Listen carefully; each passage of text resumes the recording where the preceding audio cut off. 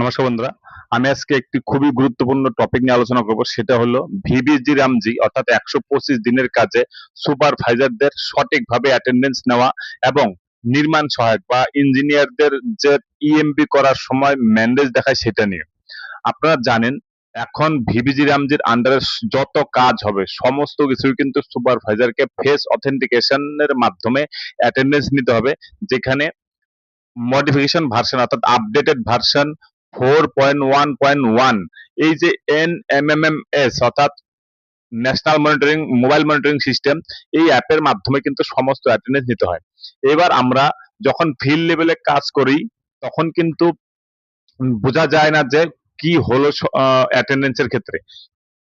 Basic একটা জিনিস দেখা যায় সেটা হলো গিয়ে যখন সুপারভাইজার অ্যাটেন্ডেন্স নেয় তখন সে দেখতে পারে যে অ্যাটেন্ডেন্স হলো, প্রেজেন্ট হয়েছে, এবং তারপরে সে আপলোড করে দেয়। এবার যখন গ্রাম পঞ্চায়েত থেকে সেটা ভেরিফিকেশন করা হয় বা অ্যাটেন্ডেন্স চেক করা হয় যে সঠিকভাবে অ্যাটেন্ডেন্স নেওয়া হয়েছে কিনা, তখন দেখা যায় যে সকালের যে ফটোটা অর্থাৎ প্রত্যেকটা নামে নামে যে ফটোটা তুলতে হয় সেখানে দেখা যাচ্ছে যে সব ঠিকঠাক আছে, কিন্তু গ্রুপ ফটো বিকেলের দিকে যেটা নেওয়া হয় অর্থাৎ আফটারনুনে যে গ্রুপ ফটো নেওয়া হয় সেখানে দেখা যায় যে সিঙ্গেল ফটো অনেক সময় দেখা যায়। তাছাড়া সকালের যে ফটো সেখানেও দেখা যায় যে সবার ফটো নেই। এটা কিন্তু এমআইএস এ যখন চেক করা হয় তখন কিন্তু দেখা যায়। আমরা একটা এরকম কাজের ক্ষেত্রে দেখেছি যে সুপারভাইজার সঠিকভাবে অ্যাটেন্ডেন্স নিয়েছে, সে জানিয়েছে, এবং তারপরে যখন গ্রাম পঞ্চায়েত থেকে চেক করা হয় তখন দেখা যায় যে গ্রুপ ফটোটি ঠিকঠাক করে আসেনি এবং সেখানে একটা সিঙ্গেল ফটো এসেছে, এবং যে সিঙ্গেল সিঙ্গেল ফটো তোলা হয়েছিল সকালের দিকে সেখানে ঠিকঠাকই দেখাচ্ছে। এবার ধরে নেওয়া হয়েছিল যে সমস্ত কিছু ঠিকঠাকই আছে, কিন্তু যখন কাজটি শেষ হয় তখন নির্মাণ সহায়ক বা গ্রাম পঞ্চায়েতের যিনি আধিকারিক রয়েছেন, যিনি এই মেজারমেন্টের দায়িত্বে রয়েছেন, তিনি মেজারমেন্ট করার পরে যখন ইএমবি লেখেন এবং ইএমবি এন্ট্রি করতে হয় অনলাইনে, আপনারা জানেন যখন ইএমবি অনলাইনে এন্ট্রি করতে যান তখন দেখা যায় যে ওই স্কিমটির যে ম্যান্ডেজ হওয়ার কথা ছিল অর্থাৎ সুপারভাইজার যে অ্যাটেন্ডেন্স দিয়েছিল সেখানে দেখা যায় যে ধরুন সাপোজ 24 ম্যান্ডেজ তিনি অ্যাটেন্ডেন্স দিয়েছিলেন, কিন্তু যখন নির্মাণ সহায়ক বা ইঞ্জিনিয়ার যখন ইএমবি করতে যান, মেজারমেন্ট বসাতে যান, তখন কিন্তু তার কাছে অটোমেটিক একটা ম্যান্ডেট চলে আসে। সেখানে দেখা যাচ্ছিল যে একদিনের অ্যাটেন্ডেন্স কিন্তু হয়নি।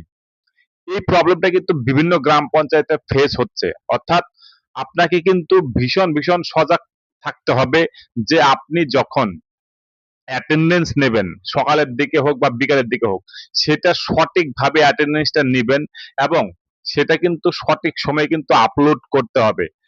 যদি আপলোড বা অ্যাটেন্ডেন্স সঠিকভাবে না নেন তাহলে পরে কিন্তু এই যে অ্যাটেন্ডেন্সের মিসম্যাচ সেটা কিন্তু ধরা পড়ছে। অর্থাৎ আপনি যে অ্যাটেন্ডেন্স নিয়েছেন সেটা কিন্তু ইঞ্জিনিয়ার রয়েছেন যিনি, তার ইএমবির সাথে কিন্তু মিলতে হবে এবং মেজারমেন্টও মিলতে হবে।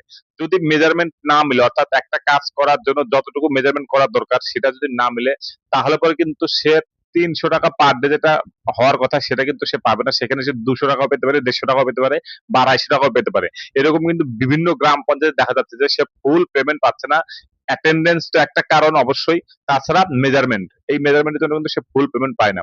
সেজন্য আপনারা অবশ্যই কিন্তু চেক করে দেখবেন যে সঠিকভাবে অ্যাটেন্ডেন্স হয়েছে কিনা।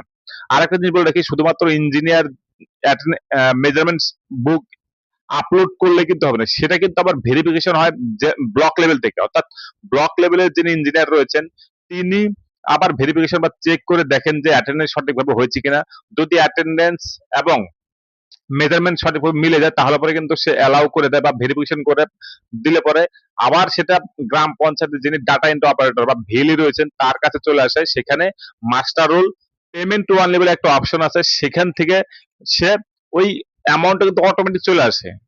যখন নির্মাণ সহায়ক ইএমবি করবেন এবং সেটা ব্লক থেকে ভেরিফাই হবে তখন ভিএল এর কাছে আসতে পারে, সেখানে কিন্তু অটোমেটিক কোন লেবার কত টাকা পাবে সেটা কিন্তু সেগ্রিগেট হয়ে একদম বসে যায়, অর্থাৎ অ্যামাউন্ট আর দিতে হয় না, ইনপুট করতে হয় না, অটোমেটিক সেখানে চলে আসে এবং সেখানে শুধুমাত্র সেভ অপশন দিলে পরে কিন্তু সেটা সেভ হয়ে যায় এবং তারপরে সেই প্রিন্ট আউট নিয়ে রাখে ডাটা এন্ট্রি অপারেটর।